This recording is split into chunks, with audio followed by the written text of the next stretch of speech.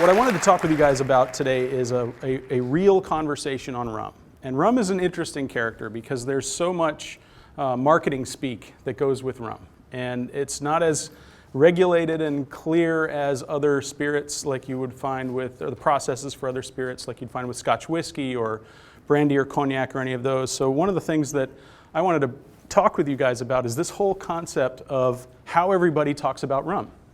Right? We all do this, right? We talk about light and dark and gold rum. But the reality of this is that this is kind of misinformation when we talk about rum this way, because it's not telling us anything about what's in that glass, right? It doesn't tell us about the aroma, the mouthfeel, the flavor, the tradition, the history, whether it's one distillery or 25 distilleries, doesn't tell you a thing other than its color. But food coloring is something that's pervasive in spirits edition, so it's kind of misleading when you talk about things like that. So we wanted to kind of investigate that a little bit. Also with rum, an interesting thing, and this is very cartoony on purpose to be more fun, but the idea is how do brands talk about rum? They talk about rum in very fun terms. You don't see a lot of serious discussion about rum. Occasionally you do, but the vast majority, especially the big companies, don't really talk about the content and the process of their rums. So you have like pirates, they talk about sea monsters, they talk about monks, and they talk about chairs and all this kind of stuff, but it doesn't tell you anything about the blending techniques, the raw materials, whether it's cheap industrial or whether it's craft pot still or any of that kind of stuff, right? So that's kind of a crazy thing. I mean, think about it. Do we have dark whiskey? Do we have light bourbon? Have you ever heard of gold cognac, right? Only in rum, right? So that's kind of a strange concept. So that's what I wanted to sort of peel back the onion on that a little bit. We want to talk about cultural influence. We want to talk about the history of it a little bit. Raw materials, production techniques, transparency and additives and adulteration, which is hugely important to most people today, and also the classification on how we can talk about rum. But essentially, the way we make rum is most people begin with molasses, or the process of the making of refined white sugar. So you have your sugarcane harvest, you crush those stalks, you get some juice, you boil the juice, you smear that juice on the side of the big bowl. In the old days is the way they used to do it. It would crystallize on the side of that bowl, and what you have left at the bottom was molasses. You get your sugar through that same process. So there's sort of three types of primary materials, and lots of people do different things in the rum community, but essentially this would be the three major categories. Sugarcane juice, which has sort of a vegetal and grassy note to it, like rum agricole, spelled R-H-U-M in the French islands primarily. The Haitian clarin and the cachaça all have these elements, all coming from primarily sugarcane juice. But you can go from sugarcane syrup, which is a less viscous version of molasses, so it's a little bit lighter, has a little more sugar in it actually. And that's where you get the minerality, the caramel, the earth notes, and that's known as rum and ron, the Spanish translation. So it's all the same technique. There's a process, and with distilled spirits, everybody stampedes past the process and they just talk about the still. Right? Nobody talks about fermentation, but you get a huge percentage of your flavor profile from fermentation. It's extremely important. So if you rush the fermentation to make a product quickly and cheaply, you're going to not get all these beautiful flavor notes that you could get if you did a really nice fermentation. Any beer people in the room? Anybody familiar with beer? You know exactly what I'm talking about. Wine people, you know exactly what I'm talking about. So fermentation, distillation, maturation, blending are the four primary steps in the process of making any distilled spirit. With molasses, in the case of this, we refer to it as a molasses wine. Some people call them beers and worts and various things. We just call it a molasses wine. It's tradition down in Barbados. So it's an interesting thing because that molasses wine contains the DNA of your flavor profile. So if you have a really nice fermentation, you're going to get a really nice tasting product. So it all starts there. You can tell at that stage if you're going to have something nice or not. When you get to distillation, basically all you're doing with a still is extracting the alcohol that was in the wine. And some devices do that more efficiently than others. So if you're extracting the alcohol from the wine, let's say it was a 10% wine. Our rum in Barbados, our molasses wine, we get to about 7 to 9% typically. But I'll use 10 as a round number. So if you have 1,000 liters of 10% molasses, 10% alcohol molasses wine, you're going to get 100 liters of distilled spirit out of that. Essentially, that's a rough description of what happens. Stills don't create flavors, right? Stills just work with what was there in fermentation. They extract that alcohol, and that alcohol contains certain flavor components. So When you get to maturation, here's another effect that can happen naturally through the interaction of caramelized wood sugars, basically charcoal. You take your distilled you take your distilled spirit, you burn up a barrel, you fill it up, you let it sit. In this case, this is 12 years in the barrel. This is one of our barrels pouring out. You see this nice, beautiful color that's coming from it. So it's kind of a traditional process that's happened for hundreds of years. When you get to blending, there's a lot of different techniques in blending. Some people talk about, distilleries, spirits that come from different distilleries blended together, or different ages, or ingredients. They're blending muscatel wines and things like that in there to give it some flavor profile, give it a bigger flavor note, often because their fermentation might have been a little rushed. There's some times when people do those kinds of things. So it just depends on the technique. So this is the core of what I want to talk with you guys about. And this is why this is interesting and I think unique, and that's the batch process versus the continuous process, right? People say, well, I use a pot still, or I use a multi-column still. It depends on the entire process is the whole effect. That's my point in this. So with the batch process, it's traditional, it's got a history behind it, there's culture, but you end up with a process that requires a lot of skill. People who are operating pot stills have to do onoleptics. It's not just times and pressing buttons on computers and it just pumps out this product like you do with a multi-column still. You're doing electronic monitoring. But with the pot still, you got to constantly go in there and keep an eye on what's going on with that still. And so when you're sniffing it, you know where your head cuts are happening. You're sniffing it, you know where to make your tail cuts. You're also balancing that out with temperature and ABV. But overall, it takes somebody to really think about this and really work with it. That's the difference between the two. So there's different kinds of pot stills, and this is often confusing to some people. The alembic still goes back about 5,000 years. It's actually an Arabic term, alambic, which means cup or beaker. That's the beginning of the process. Ironic that the guys who don't drink alcohol are the ones who invented the still, by the way. So that sort of evolved over time into about the 18th century where they started to make the double retort still. And that's this traditional. You see these in the Caribbean a little bit here and there, not much elsewhere. Those two pots to the right are retorts, and they basically are the very earliest version of a plate in a column still. So you were forcing the alcohol vapor back through the heads that came out of that still. It bubbles through those heads, goes to the next one, force it back through the heads, and back out. That was the technique. And that technique right there builds ridiculously huge, beautiful flavors. If you've ever tried a big, robust Jamaican pot still rum, you know what I'm talking about. And this right here is, some people call them hybrid stills. I'm not sure that that's the best terminology for it, but we call them pot with plates, right? So these are all batch, right? So every one of these, you fill that kettle, you boil it over, and eventually you run out, you stop, and you have to do a new batch. Different from continuous, right? So this is a late 20th century edition. You've got lots of columns and plates and all kinds of stuff in there that's used to help refine the product. These are just the different apparatus. So here's essentially how it works. The basic chemistry of this is that you start out with a molasses wine from the fermenter. It goes over to the kettle, and it's got a lot of congeners in it, and that's sitting there in that pot. And once you start heating it up, it rises up into, right there, that's called the helmet, that section. And the helmet, the different shapes on these helmets, you've seen them for brandy, have more of a ball shape. For Scotch whiskey, usually have a big fat neck, and they get narrower. Some have a column and then a ball, and then it continues up in a column. There's techniques behind that, and people argue endlessly whether those shapes of the helmet have different effects on the spirit, and they probably do. Lots of people swear by this. What's really happening in all cases is that shape change, going from a wide mouth to a narrow top, is forcing the spirit, as that vapor is coming up, to spin around inside that helmet and have interaction with the copper. And that's what's really affecting the spirit. The alcohol vapor needs to touch that copper. Because when it's touching the copper, you're getting interaction with that copper. And that takes acids and turns it to bases. It takes sulfur and neutralizes it.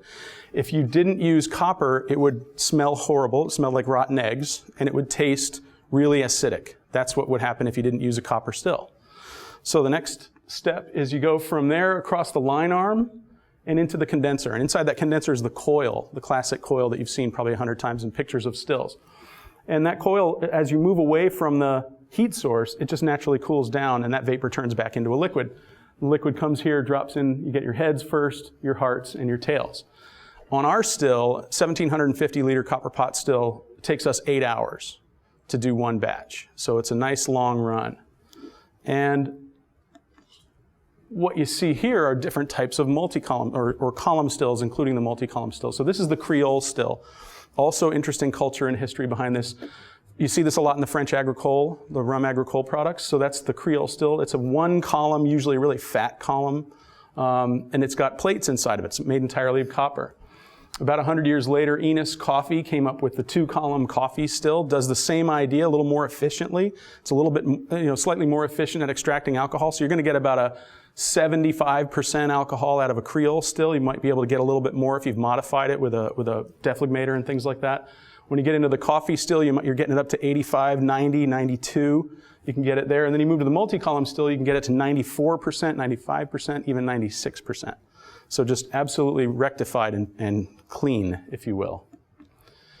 So here's what's really going on in those stills. It's the exact same process, but essentially you're going from your fermenter tank over here into your kettle, and it's heating it up. It's actually flash boiling in the multi-column still. There's a really interesting technique that they use. And what happens is all this material goes up together. All these chemical compounds are rising just like they are in that helmet in the pot still, doing exactly the same thing. And they're going through these bubble plates, which are those little dash lines. And the bubble plates are all made of copper, and it's getting lots of copper interaction. And when you get over here to the analyzer column, that starts to separate those compounds. Larger compounds start to break down a little bit. And that sends it over here into finally the rectifier column, which can separate the different components of the spirit essentially like a layer cake. Now this is an incredibly simplified version of it, but it makes it a lot easier to understand what's going on when you're looking at all these stills. So to the right of those, you now have your heads going into the methanol receptacle. You've got your hearts going through another layer of bubble plates to get a little more purity and into here, and your tails are recycled back in and just constantly done like this, right? So this is, again, a super simplification of how these devices work. But you can basically just take a field full of those fermenter tanks, gigantic, like fuel oil tanks, and you can put 20 of them out in a field and let them ferment. And that might take, 12 hours. It might take 20 hours. It might take 6 hours, depending on the yeast that they use to ferment in those gigantic tanks. And you can just constantly always feed fermented wine to that still. You never stop. That's why it's called continuous. It's not batch. The problem with that is that you've constantly got to be feeding huge amounts of alcohol. Just to put this into perspective for volumes for you guys that understand small brands, the big multi-column stills like at MGP can make the volume of product that a small brand will use in an entire year in one day. That's how much product they're generating in a single day. 150,000 liters, things like that. So huge volumes, just absolutely massive. So you can't wait around and have really beautiful fermentations. You can't do a batch and say, I think I want to try that again and I'm going to start a different thing. It's just way too big to do that. You have to just constantly funnel fast ferment into that. That's the way the process works. So here's the bubble plates and how they work. And they're kind of an interesting technique to these things. Basically, they're just designed to stop the vapor from rising and sit there and vortex into the copper a little bit more. So here's a Creole still that's been cut in half. You can see how there's one plate inside each one of those discs, right? So that Creole still probably has about a dozen. But some of the multi-column stills might have 70, 80 plates, right? So there's the little bubbles. And basically, it's a pan like this. It's got holes in it. And then these little bubbles on it, and it's causing the vapor to go up into it. Now, if you were operating this still, the one on the left, that pan would be full of water, not spirit. The cool water forces the vapor to stay there a little bit longer, and it sits there and rocks around inside that bubble plate, and eventually the vapor comes out from under the bubble, through that liquid and up to the next plate, and now it has to go through an entire another membrane of water, the next one, 60, 70 times to get to like vodka. That's how they do it. But by then you've stripped all of the congeners out. So you have almost no flavor, almost no aroma. That's basically the technique. What's wrong with that picture? Anybody? No copper. Exactly right. So there's whole huge alcohol plants that are designed for fuel, not designed for beverage alcohol. Why spend all that money on copper, 3 times the price, if you're gonna just make it fuel for your car? Every time you go to the gasoline tank, or you fill up your gasoline tank, right there on the pump it says contains 10% ethanol, right there on the side of the gas pump. That's made in this kind of still. So there's a huge difference between the types of multi-column stills that exist, and there's lots of companies making spirits, making rum especially, in fuel alcohol plants. They also make corn, so moonshine, in fuel alcohol plants. And they take that and they'll sell that as a spirit. So that's what people are getting at the far end of this. So that's what I'm getting at. So if you're going to buy a still, don't buy one of these.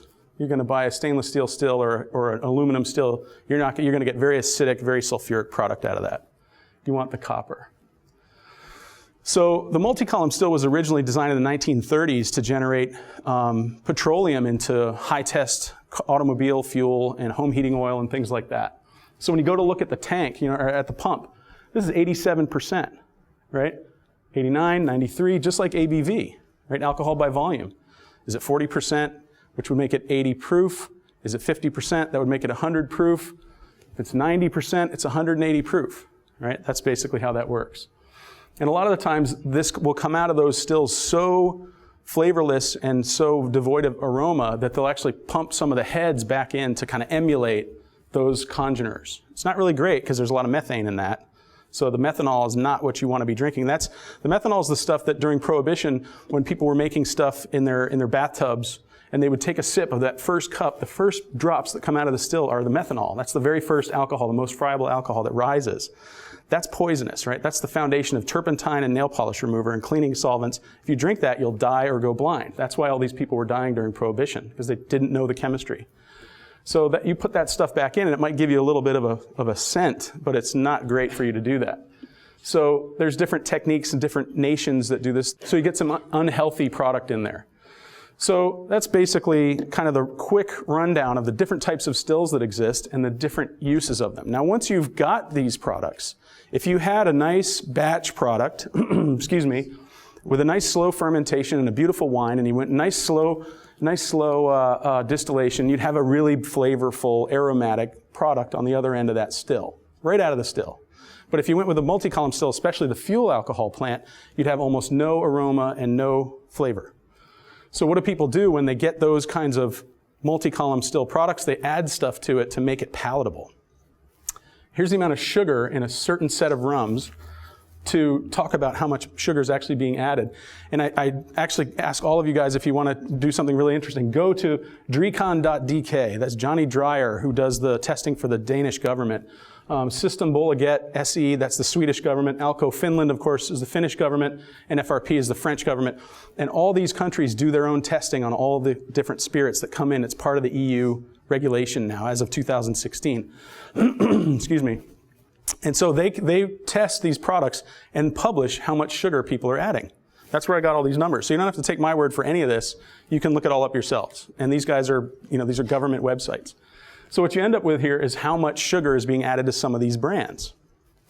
So what really comes of this is that there's a discussion whether it's 2 or 4 grams per packet of sugar. Is it 2 grams or is it 4 grams, all right? So we'll just for now say it's 4 grams per packet of sugar. It varies. So if you have one of these rums in here, like Real McCoy, we've got none on the testing. You can look on the website and see. But if you look up here at the very first one at the top of the list, they've got somewhere between 13 and 32 grams of sugar per liter added. So that's, if it's 2 grams of sugar and there's 32 of them, that's a lot of sugar. That's a lot of packets of sugar. That's 3 to 8 teaspoons. So take your favorite whiskey, take your favorite Scotch whiskey, take your favorite tequila. Would you put 15 sugar packs in a single bottle? That's what's happening with some of these rums that come out of fuel alcohol plants.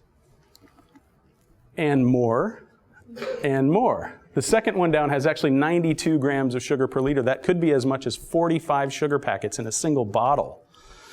Now you couldn't dissolve that in a single bottle. If you took granular sugar and put that in there like that, it would never dissolve. So you have to use high fructose corn syrup and you have to use other chemicals to help break it down and keep it from congealing in different layers. So you end up with this whole cocktail of chemicals that end up going into these things. This is why you get banging hangovers from some products, by the way. And you probably can start picking them out now that you know this information. You're saying that all those nameless brands are getting their product from the industrial?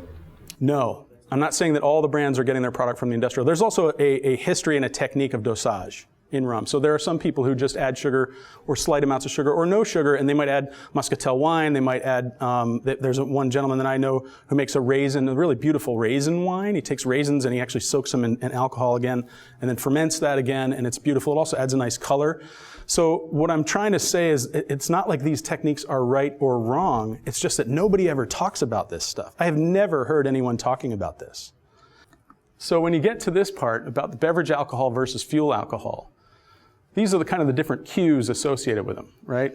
Artisanal production, industrial, maintains an authentic flavor through the process. There's no endogenous flavor when you start talking about a multi-column still. Naturally aromatic, usually chemical aroma, something added to it. Intended to be a beverage, intended to be fuel. Takes 8 hours to make 400 liters. This still will take 10 minutes to make 400 liters. No additives necessary, but additives are basically required for palatability unless you're just making a vodka, and you want it to be incredibly, sort of non-flavorful. And real cues of value. These are people who actually had to work at a technique and do this and have the onoleptics and understand how to operate a still like that, as opposed to really kind of just turning on an on switch, which is what happens with these multi-column stills. You're really trying to keep it from just blowing up, essentially. So, interesting thing about rum is, by looking at those bottles, and I didn't pick any of these out, I'm not judging anybody, I just put some samples up here for you guys. Can you tell by looking at any of those bottles which ones are batch, which ones are continuous? Everything that comes out of a still, no matter what still you're using, is completely clear, right? The color doesn't persist through the vaporization phase. So it's going to come out of that still completely clear. So how did all those colors happen? How did the black one happen? Like the ones that are completely opaque. There are no barrels that will ever do that. Have you ever seen a black, opaque whiskey? The finest, oldest scotch, is it completely opaque and you can't see through it? Of course not. So the only way you're going to get the completely opaque stuff is through adding lots of food coloring to make it that color. So by looking at these bottles, you can't tell what took 10 minutes and what took 8 hours. You can't tell which ones got sugar added, which ones don't, which ones are batch, which ones are continuous, and so on. Why is that? Why do we not know the answer to these questions? Because we've spent all of our time talking about rum as light, gold, and dark, which tells us nothing about what's in that spirit. So the idea here is to come up with a different classification. So we can start talking about rum in a much more intelligent way, the way they do with whiskey and other products. Beers, beer's endless. Wine, sommeliers, there's all sorts of discussions about this, but rum has none of this language. So in the simplest terms, we've broken it out to be aged versus unaged and modified versus unmodified. None of those are right or wrong. They're just a great way to talk about what you're actually working with. Excuse me. So the modified guys are typically adding sweeteners and things like that. The unmodified are not. The unaged stuff is going to be acidic and sulfuric. That's part of what the barrel does. That charcoal layer in the barrel neutralizes acids, neutralizes sulfur. The aged product is going to be a little mellower because of it. That's part of what it does. But you can also over-oak a spirit just like you can over-oak a wine. Like we make our rum, and we have a 3-year, a 5-year, and a 12-year. We stop everything at 12 years. And in fact, we move it out of barrels at 12 years into stainless steel tanks so it will stop losing the evaporation. I'll explain more of that in a minute.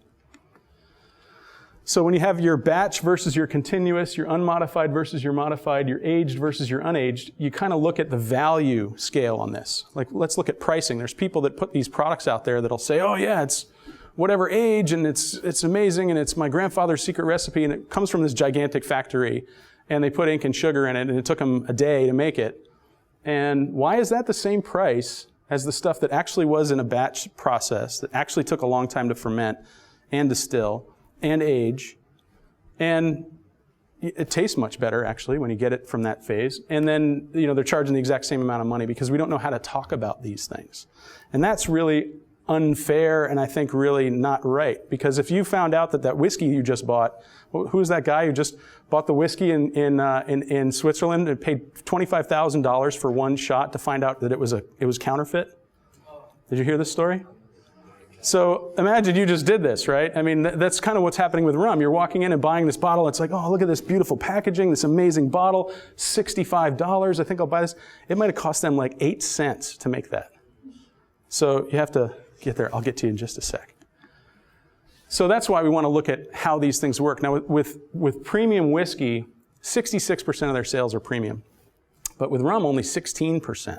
So people haven't figured out yet that there is such a thing as premium rum. Most people just think rum is rum. You know, we get that conversation occasionally. Another really interesting thing about this is there's only 6 of these, or maybe 8, I think now, of these distilleries since one guy's building a new one in all of the Caribbean.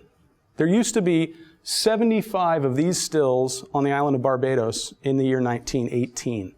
There were over 150 stills, much smaller versions of these, but there were 150 stills in Jamaica in the year 1918.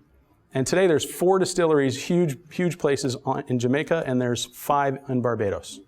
So we've had this conglomeration of all these things. It went from this artisanal thing. It's the opposite of what's happening in the States. You know, down in the Caribbean, it went from everybody making it to just a few people doing big factories. Here in the States now you're seeing lots of people getting into distilled spirits. It's an amazing thing, beer and so on. It's really fun, and it's creating a lot of beautiful new products. So it's a little bit harder. And this tradition, technique and technology is being lost. It's almost gone, actually. So why is the aging part of it so important? And here's really the most important part. In Scotland, you'll lose about 1% a year to evaporation. In Kentucky, you might lose about 2%. And in Barbados, we lose between 6 and 8% on average. So that means that at 12 years in Scotland, you've only lost 12% of the content of that barrel. So you can have a 50-year-old whiskey aged in Scotland, and it'll only be 50% lost from the barrel. You'll still have 50%. In Kentucky, you can age for 12 years. You'll only have lost 24%. 76% will still be in that barrel, but in Barbados, 70% is gone at 12 years, right? So you know how much rum is left in a barrel in Barbados at 20 years old? 0, right? There's no such thing as a 20-year-old rum unless you top up the barrels. That's hugely expensive, but you can do it. If I wanted to make a 24-year-old Real McCoy, we make our 12, right? I would rest it for 12 years. I'd take 100 barrels, rest it for 12 years. They'd all go down to 30%. I'd top them up. I'd end up with 30 full barrels. I had 100. I now have 30. I'd let that rest for another 12 years. They'd all go down to 30%. I'd top them up. There'd be 10 barrels left. So in 24 years, I would have lost 90% of what I created to evaporation. No economic benefit to me at all. None of that aging time, the warehousing, the insurance, the energy costs, the production, all that stuff, security, all that stuff is lost. There's absolutely no way I could sell you a bottle of 24-year-old rum, really, truly aged, 100% 24-year-old rum for less than $200 a bottle. And that would be pretty cheap, right? So that's what people are talking about when they talk about Caribbean aging, is this massive loss that happens through evaporation in the barrel.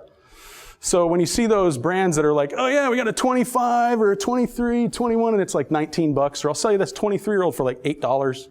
Okay, it's red flag, you're out of the game kind of a thing. So here's some of the age statements that I think are really interesting, because the only 2 legal age statements allowable in the United States by the TTB are aged and then a number and the word years, or a number, the word years, and old. You can't say 12-year. That's not an age statement, it's a marketing term.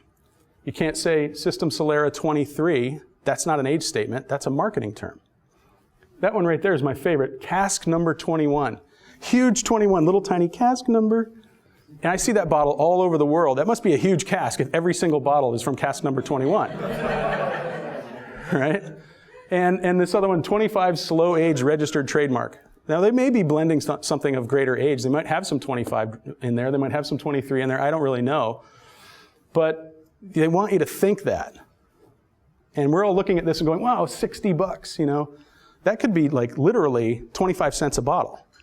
It could be industrial. Like, I have no idea. So I'm not picking on this particular brand. I'm just using it as an example. It could be 25 cents a bottle, selling it to you for 60 bucks. And it's got a bunch of sugar and ink in it, and it never saw the inside of a barrel. That is a possibility, and I don't think it is with them in particular, but there certainly are some brands out there that are doing this. So how do you decode rum, right? How do we find the real ones? And this is the way to do it. The easiest way is, very first question you should always ask anybody who's coming in and going, I got a new rum, and it's named after a zombie from a movie, right? That's your first indicator right there. But the reality is it a batch product?